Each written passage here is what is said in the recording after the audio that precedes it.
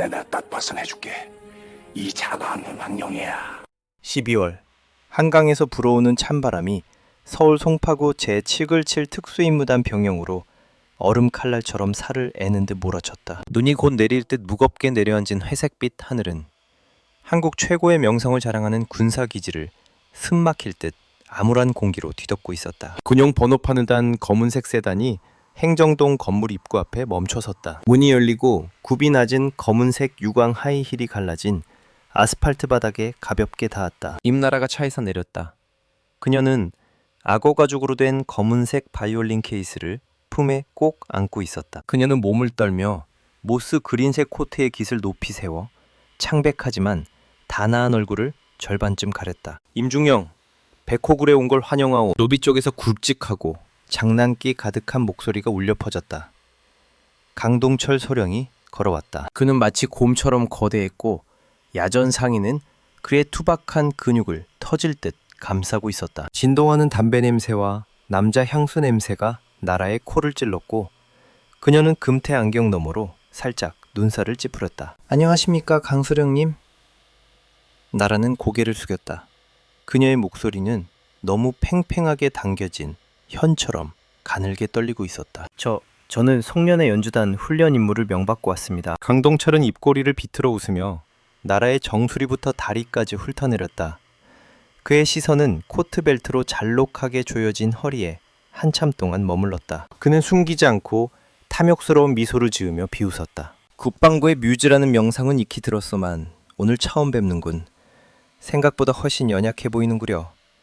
여기 치곤 쉴부대는 바람만 좀 세게 불어도 날아갈 곳인데 말이야. 그가 다가와 고의적으로 그녀의 어깨를 툭툭 쳤다. 하지만 걱정 마시오. 여기 형제들은 아주 열정적이니까 당신을 따뜻하게 데워줄 거요. 나라는 어깨를 치는 힘에 휘청거렸다. 그녀는 바이올린 케이스를 방패처럼 가슴에 꼭 끌어안으며 기어들어가는 목소리로 말했다. 잘 부탁드립니다, 소령님. 좋아, 날 따라오시오. 최 여단장님이 기다리고 계시니 그분을 실망시키지 마시오. 아주 입맛이 까다로운 분이니까. 그는 뒤돌아 걸어가며 길가에 시들어가는 국화 화분에 침을 태타고 뱉는 것을 잊지 않았다. 나라는 그의 넓은 등판을 바라보았다. 안경 너머 그녀의 두려워하던 눈빛은 0.1초 만에 사라지고 빙산처럼 차가운 냉기가 그 자리를 채웠다. 그녀는 발걸음에 맞춰 박동하는 그의 목 경동맥을 곁눈질로 확인했다. 각도 45도, 압력 15kg로 기절까지 3초, 뇌사까지 5초. 그녀는 깊게 숨을 들이마시며 살기를 거두고 다시 연약한 음악교사의 모습으로 돌아와 허둥지둥 그를 뒤따랐다. 최영석 여단장의 집무실은 최상층에 위치해 있었으며 군 규정과는 터무니없을 정도로 거리가 먼 넓고 호화로운 공간이었다. 바닥에는 붉은 페르시아 카펫이 깔려 있었고 벽에는 역사적인 전투를 묘사한 값비싼 유화들이 걸려 있었다. 고풍스러운 턴테이블에서는 쇼팽의 녹턴이 흘러나오며 우울한 선율이 방 안 구석구석으로 스며들었다. 최영석은 거대한 마호가니 책상 뒤에 앉아 크리스탈 위스키 잔을 돌리고 있었다. 50세 정도로 보이는 그는 올백으로 넘긴 머리에 권위적인 각진 얼굴을 하고 있었지만 눈은 뱀처럼 가늘고 날카로웠다. 임나라 중령, 최가 입을 열었다. 중저음의 목소리였지만 권력의 냄새가 진동했다. 대통령 취임식에서 오케스트라를 지휘했던 사람이지. 이 화약 냄새 진동하는 병영에 이런 귀한 분이 오시다니 영광이군. 네, 충성, 여단장님. 제가 오히려 영광입니다. 나라는 90도로 허리를 굽혀 인사하며 긴장한 듯 두 손을 꽉 맞잡았다. 최는 자리에서 일어나 천천히 책상을 돌아 그녀에게 다가갔다. 그는 개인적인 공간을 침범할 정도로 가까이 다가와 멈춰 서더니 손을 들어 그녀의 턱을 들어 올렸다. 그의 손가락은 차가웠고 마치 도자기를 감정하듯 그녀의 피부를 부드럽게 문질렀다. 아름답군. 예술가다운 기품이 있어. 그가 속삭이자 술 냄새가 섞인 숨결이 그녀의 얼굴에 닿았다. 바이올린은 아주 잘 다룬다고 들었네. 악기가 자네의 영혼이라도 되나? 네, 그렇습니다. 나라는 위장이 뒤틀릴 듯한 혐오감을 느꼈지만 억지로 몸을 움츠리지 않고 버텼다. 좋아. 이번 송년회에는 국회와 기획재정부에서 온 VIP 손님들이 많아. 아주 특별한 공연을 원하네. 딱딱한 군 같다기 말고 뭔가 관능적이고 비장한 걸로.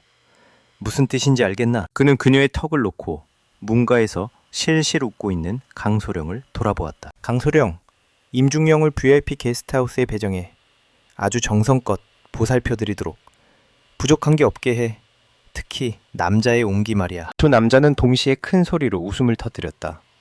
그들의 웃음소리는 넓은 방 안에 메아리치며 감미로운 쇼팽의 음악 소리를 집어삼켰다. 나라는 그저 고개를 숙이고 아랫입술을 꽉 깨물며 늑대불에 들어온 어린 양의 연기를 완벽하게 수행했다. 선전예술단 연습실은 병영 서쪽, 지휘부의 화려함과는 정반대인 낡고 습한 건물에 동떨어져 있었다. 나라가 들어서자마자 그녀는 즉시 이상한 낌새를 감지했다. 웃음소리도 연습에 몰두하는 열기도 없었다. 갓 20살이 되었을까 말까 한 10명 남짓의 여군들이 방구석에 웅크리고 앉아 있었다. 그들은 군복이 아닌 싸구려 아이돌 그룹의 의상 같은 짧은 치마를 입고 있었다. 나라가 강소령과 함께 들어오자 그들은 일제히 벌떡 일어났다.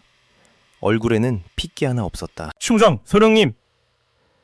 목소리는 제각각이었고 떨리고 있었다. 강동철이 다가가 공포에 질려 떨고 있는 한 이등병의 다리를 세게 걷어찼다. 똑바로 서, 젠장. 내가 밥 먹여가며 키워놨더니 초상집 분위기를 내고 있어? 이분은 임중령님이다. 오늘부터 너희들에게 예술을 위해 진정으로 봉사하는 법을 가르쳐 주실 거야. 그는 나라를 돌아보며 음흉하게 웃었다. 이 쓰레기들을 중령에게 맡기겠소. 노래나 연주는 엉망인데 엉덩이랑 가슴만 쓸만하더군. 오케스트라에 쓸만한 년이 있는지 보고 없으면 내가 따로 훈련시키지. 나라는 고개를 끄덕이며 바이올린 케이스를 책상에 내려놓았다.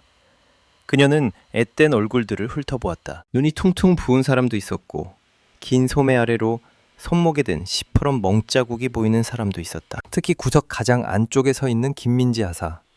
그녀의 눈은 이미 죽은 사람처럼 공허했다. 소령님, 제가 이들과 따로 시간을 가질 수 있을까요?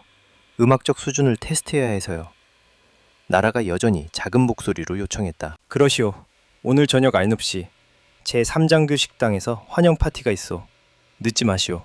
그리고 예쁘게 입고 오고. 강은 근처에 있던 여군의 엉덩이를 툭 치고는 거만하게 밖으로 나갔다. 문이 닫히자마자 공간의 긴장이 풀렸다.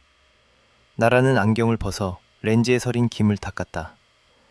그녀는 김하사의 눈을 똑바로 바라보았다. 여기 책임자가 누구지? 나라가 물었다. 목소리의 톤이 바뀌어 있었다. 더 낮고 단호했다. 김민지가 머뭇거리며 앞으로 나왔다. 신고합니다. 접니다. 이지은, 이 사람을 알고 있나? 그 이름이 입 밖으로 나오자마자 마치 저주처럼 방 안이 죽은 듯 고요해졌다. 김민지가 흐느껴 울며 바닥에 무릎을 꿇었다. 충령님, 제발 저희를 살려주세요. 치은이는 그 사람들에게. 나라는 다가가 그녀를 일으켜 세웠다. 연약하게만 보였던 그녀의 손이 지금은 민지의 어깨를 강력한 힘으로 꽉 움켜쥐었다. 눈물 닦아. 나에게 전부 다 이야기해. 아주 사소한 거라도 빠뜨리지 말고. 나라의 혈관 속으로 분노가 스며들기 시작했다. 그녀가 받은 정보 보고서는 빙산의 일각일 뿐이었다. 이곳의 현실은 지옥보다 더 끔찍했다. 그리고 그녀는 오늘 저녁 파티가 자신이 뛰어들어야 할 악몽의 서막이 될 것임을 알고 있었다. 저녁 7시 제3장교 식당. 이곳은 군대 식당이라기보다는 위장된 나이트클럽에 가까웠다. 보라색과 붉은색 네온사인이 번쩍이고 시끄러운 EDM 음악이 쿵쿵거렸다. 소주와 위스키 냄새, 담배 연기, 그리고 남자들의 땀 냄새가 뒤섞여 역겹고 끈적한 공기를 만들어내고 있었다. 나라가 들어섰다. 그녀는 몸에 딱 붙는 검은색 니트 원피스를 입고 있었다. 노출은 없었지만 그녀의 몸매 곡선을 고스란히 드러내고 있었다. 안경은 벗었고 머리는 높게 묶어 하얀 목덜미를 드러냈다. 그녀가 나타나자마자 굶주린 짐승 같은 시선들이 일제히 그녀에게 꽂혔다. 방 안에는 약 20명의 장교들이 있었는데 대부분이 최영석의 파벌에 속한 영관급 장교들이었다. 그들은 소파에 비스듬히 기대 앉아 어린 여군들을 끼고 있었다.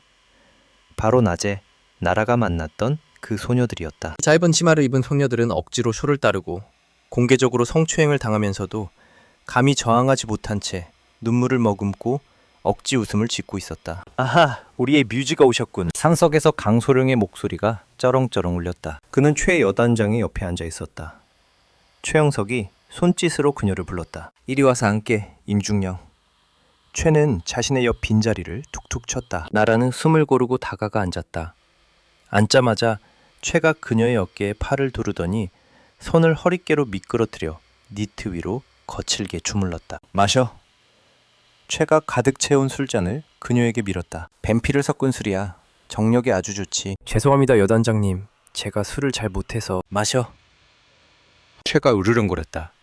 입가에 있던 미소는 사라졌고 눈빛은 차갑게 변했다. 여기서는 내 권유가 곧 명령이야. 분위기가 순식간에 가라앉았다. 모두가 웃고 떠들던 것을 멈추고 나라를 뚫어지게 쳐다보았다.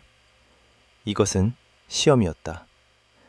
그녀가 순종적인지 확인하려는 공개적인 모욕이었다. 나라는 떨리는 손으로 술잔을 들었다. 그녀는 눈을 질끈 감고 단숨에 들이켰다. 비릿하고 독한 술 기운이 코를 찌르며 기침이 터져나왔다. 눈물이 핑 돌았다. 좋아, 아주 좋아. 최가 크게 웃으며 박수를 짝짝 쳤다. 여자는 말을 잘 들어야 예쁜 법이지. 그가 강소령에게 고개를 돌렸다. 메인 요리를 대령해. 빈문에서 병사 2명이 한 여자를 질질 끌고 들어왔다. 김민지였다.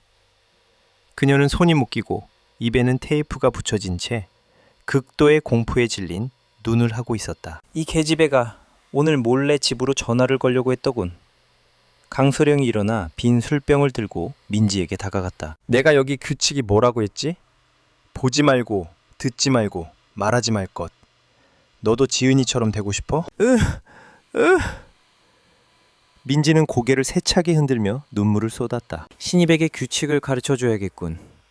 강이 나라를 돌아보며 일그러진 미소를 지었다. 임중령, 당신이 2년의 지휘관이잖아.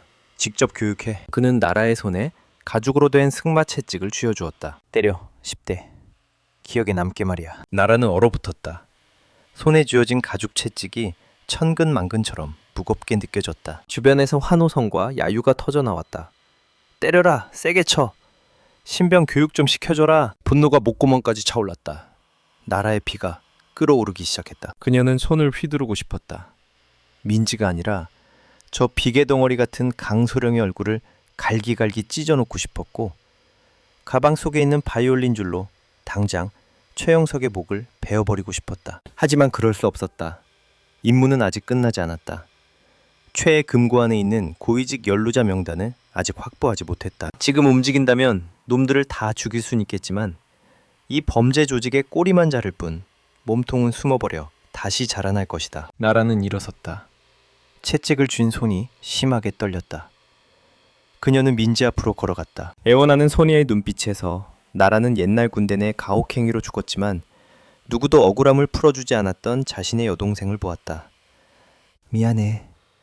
나라가 민지만 들을 수 있을 정도로 작게 속삭였다. 휙! 가죽 채찍이 공기를 가르는 소리가 날카롭게 울렸다. 나라가 팔을 휘둘렀다. 하지만 그녀는 고의로 비껴쳤다. 채찍 끝이 민지의 다리 바로 옆 바닥을 때리게 하고 채찍의 몸통 부분만 살짝 소녀의 허벅지에 닿게 했다. 소리는 컸지만 타격력은 80% 이상 줄어들었다. 아! 민지가 비명을 지르며 생존 본능에 따라 바닥에 쓰러져 고통스러운 척했다. 더 세게! 그 정도로는 어림도 없어. 강이 불만스러운 듯 소리쳤다. 그는 나라의 손에서 채찍을 낚아챘다. 쓸모없는 여자 같으니 내가 시범을 보여주지. 그가 팔을 휘둘러 짝! 선명한 핏자국이 민지의 하얀 팔 위에 솟아올랐다. 캬! 민지가 고통의 비명을 지르며 바닥을 뒹굴었다. 그만하세요. 나라가 소리치며 강소령의 팔을 붙잡았다. 이 아이는 연주자입니다. 손을 다치면 송년회 연주는 어떻게 합니까? 여단장님은 좋은 음악을 원하시지 비명소리를 원하시는 게 아니지 않습니까? 나라의 돌발 행동에 방안이 조용해졌다. 강이 돌아보며 그녀를 노려보았다. 목에 핏대가 섰다. 네가 감히 날 막아? 그가 손을 휘둘러 나라의 뺨을 세게 후려쳤다. 퍽! 벼락 같은 손찌검에 나라는 소파로 나가 떨어졌고 입가에서 피가 흘러내렸다. 안경이 멀리 날아갔다. 머리가 어질어질했지만 이성은 기이할 정도로 맑았다. 그녀는 쓰러진 채 얼굴을 감싸주고 최영석을 곁눈질했다. 최는 여전히 앉아서 술을 홀짝이며 마치 재미있는 연극을 보듯 관찰하고 있었다. 그가 손을 들어 강을 제지했다. 그만해 강소령. 저 여자 말이 맞아. 연주자의 손을 망가뜨리지 마. 다가올 파티가 더 중요해. 채는 일어나 나라에게 다가와 손수건으로 그녀의 입가에 묻은 피를 닦아주었다. 반항적인 아가씨군. 난 이런 무모한 용기가 마음에 들어. 그가 그녀의 귓가에 속삭였다. 하지만 내 인내심에도 한계가 있어. 내일 저녁 리허설이 끝나면 내 방으로 와. 혼자서. 자네의 솔로 공연에 대해 더 깊이 논의해보자고. 그는 허리를 펴고 명령했다. 해산! 저 계집애는 의무실로 데려가. 임중령은 가서 쉬도록 해. 내일은 긴 하루가 될 테니. 나라는 비틀거림에 일어나 부러진 안경을 주었다. 그녀는 고개를 숙여 인사하고는 그 지옥 같은 방을 황급히 빠져나왔다. 차가운 복도로 나오자마자 그녀는 벽에 등을 기대고 거친 숨을 몰아쉬었다. 주먹을 얼마나 세게 쥐었는지 손톱이 살을 파고들어 피가 배어나왔다. 이 수모, 민지의 고통, 지훈의 죽음, 모든 것에 대한 대가를 치르게 할 것이다. 내일 밤. 어둠 속에서 그녀의 눈이 복수의 불길로 타오르며 속삭였다. 내일 밤이 너희들의 마지막 공연이 될 거야. 그날 밤 나라는 잠들지 못했다. 그녀는 스마트 렌즈의 스캔 모드를 켜고 지휘부 건물의 모든 도면을 샅샅이 검토했다. 처뱅 7여단의 보안 시스템은 극도로 엄격했다. CCTV, 열감지 센서, 24시간 경계병. 하지만 유일한 약점은 바로 최영석의 오만함에 있었다. 그는 이 왕국 안에서 감히 누구도 자신을 건드리지 못할 것이라고 믿고 있었다. 그는 변태적인 성욕을 채우기 위해 손님이 방문할 때면 비밀 보장을 이유로 VIP 구역 복도의 CCTV를 자주 끄곤 했다. 나라는 바이올린을 케이스에서 꺼냈다. 턱받침을 분리하자 그 안에 아주 작은 빈 공간이 드러났다. 그곳에서 그녀는 특수 제작된 바이올린 줄 한 묶음을 꺼냈다. 일반적인 양창자나 강철줄이 아니었다. 이것은 나노 카본 합금이었다. 머리카락보다 가늘지만 마찰력을 이용하면 금속도 잘라버릴 수 있는 초고강도 줄이었다. 그녀는 신중하게 바이올린의 E현과 A현을 이 치명적인 줄로 교체했다. 다음으로 그녀는 활의 끝부분 나사를 풀었다. 속이 빈 카본 활대 안에는 신경마비 독소가 발린 날카로운 금속침 2개가 숨겨져 있었고 비밀 스프링 장치로 발사할 수 있었다. 무기 준비를 마친 나라는 어둠 속에서 영상에 잠겼다. 강소령이 민지를 때리던 순간을 떠올렸다. 분노는 그녀를 통제 불능으로 만들지 않았다. 오히려 차갑고 날카로운 얼음 덩어리로 응축되었다. 완벽한 계획이 필요했다. 최와 강을 죽이는 것뿐만 아니라 최가 항상 목에 걸고 다니는 USB, 그 안에 든 고객 명단을 확보해야 했다. 증거가 없다면 그들의 죽음은 사고나 테러로 은폐될 것이고 배후의 인물들은 여전히 떵떵거리고 살 것이다. 다음 날 아침 비보가 날아들었다. 김민지가 죽었다. 보고서에는 이렇게 적혀 있었다.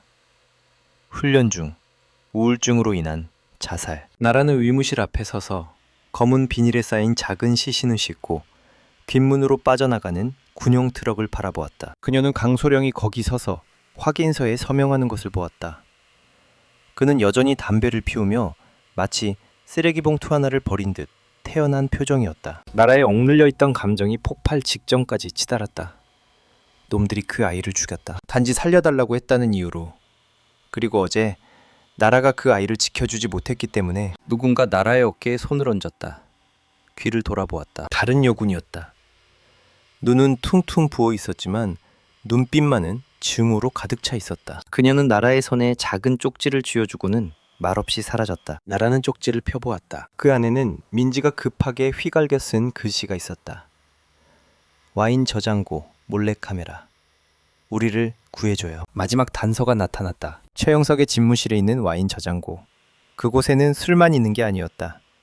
관료들을 협박하기 위해 그들의 범죄를 기록한 영상들이 숨겨져 있었던 것이다. 오늘 밤 최영석의 방에서 열릴 프라이빗 리사이틀. 나라는 단순히 연주만 하지 않을 것이다. 그녀는 악마들을 지옥으로 보내는 레퀴엠을 연주할 것이다. 22시 여단장 집무실. 6주만 방 안은 크리스터 샹들리에의 조명을 최소한으로 줄여 어두웠고 테이블 위의 촛불과 통유리창 너머로 들어오는 차가운 달빛만이 일렁이고 있었다. 최영석은 책상에 앉아있지 않았다. 그는 방 한가운데 있는 붉은 벨벳 소파에 비스듬히 누워 셔츠 단추를 풀어헤친 채 피처럼 붉은 와인잔을 들고 있었다. 하지만 나라의 숨을 턱 막히게 한 건 최영석이 아니었다. 두 번째 인물의 존재 때문이었다. 강동철 소령. 그는 가짜 벽난로에 기대 서서 군용 단검을 만지작거리고 있었다. 먹음직스러운 사냥감을 발견한 맹수처럼 눈을 희번덕거리며 나라를 노려보았다. 놀랐나 중녀? 최가 술에 취해 늘어지는 목소리로 비웃었다. 오늘 밤은 관객이 더 있으면 재밌을 것 같아서 말이야. 강소령이 어제 자네의 재능을 충분히 감상하지 못했다고 하더군. 나라는 손에 든 바이올린 케이스를 꽉 쥐었지만 얼굴에는 가식적인 당황함을 띄었다.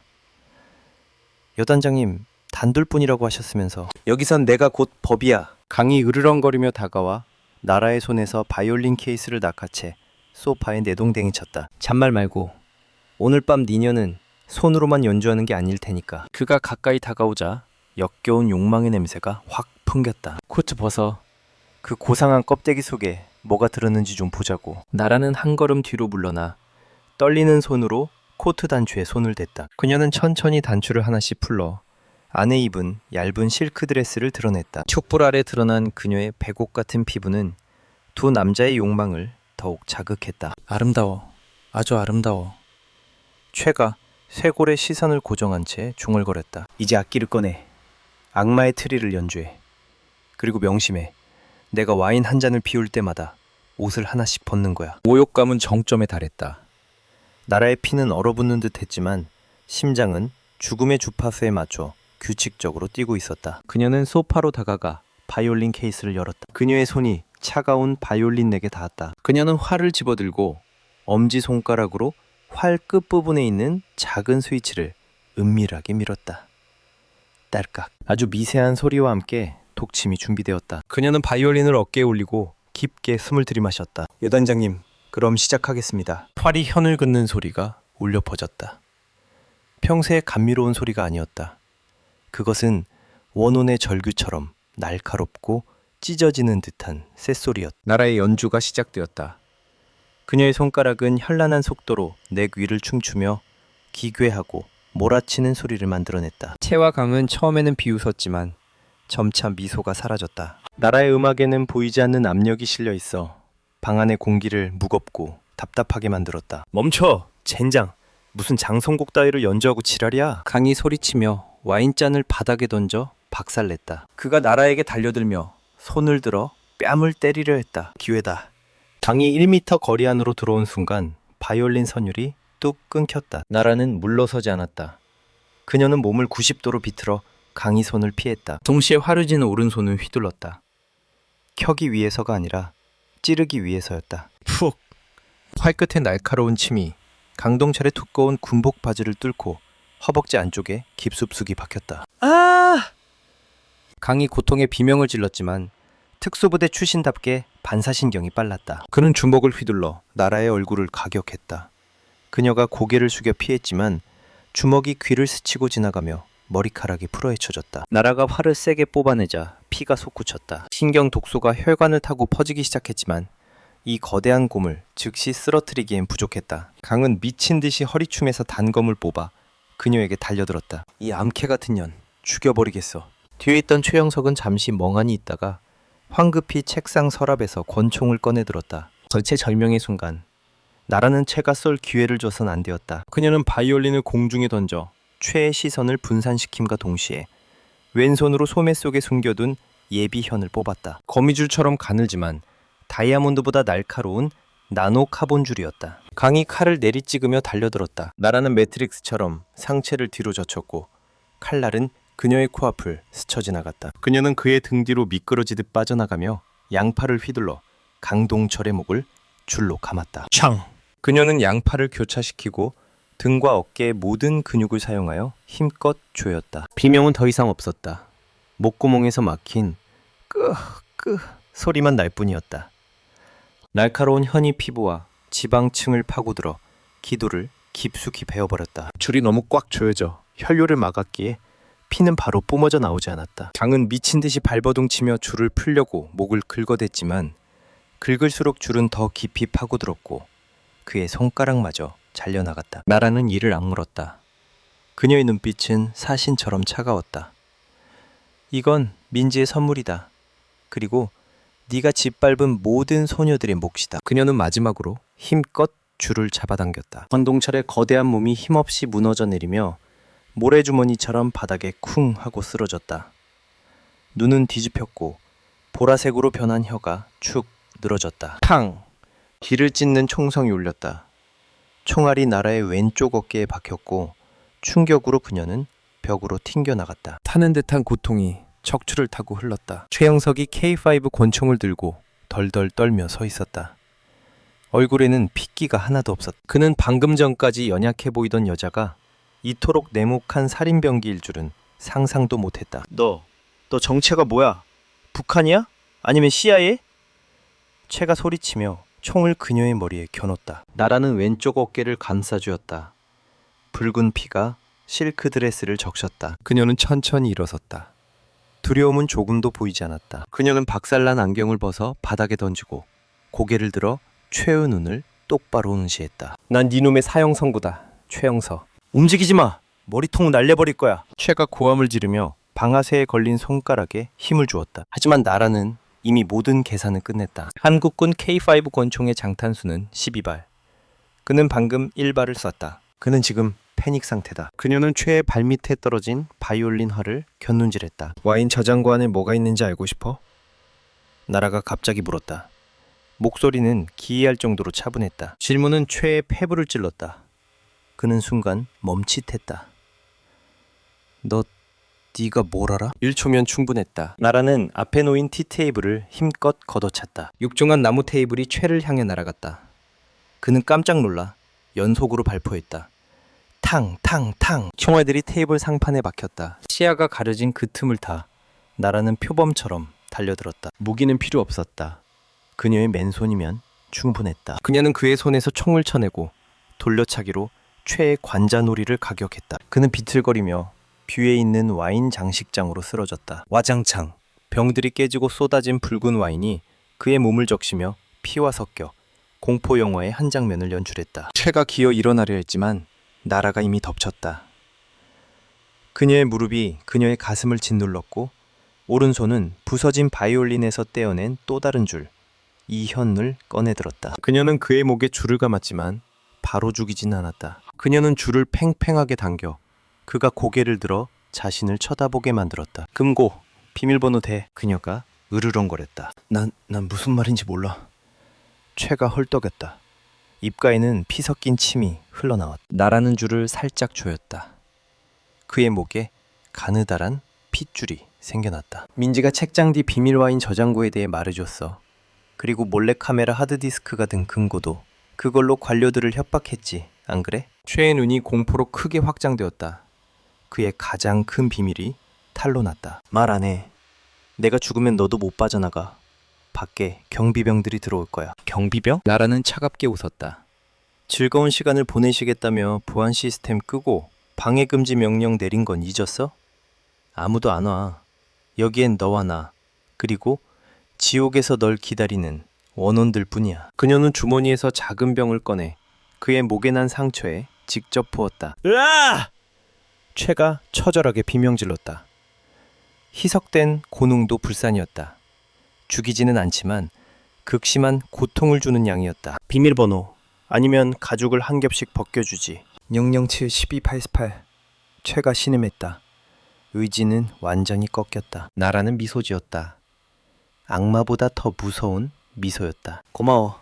그럼 이제 마지막 음표를 감상해. 그녀는 일어나 발로 그의 가슴을 밟아 지지대로 삼고 양손으로 줄의 양끝을 잡고 힘껏 잡아당겼다. 최영석의 머리가 뒤로 획 젖혀지며 눈이 뒤집혔다. 우드득!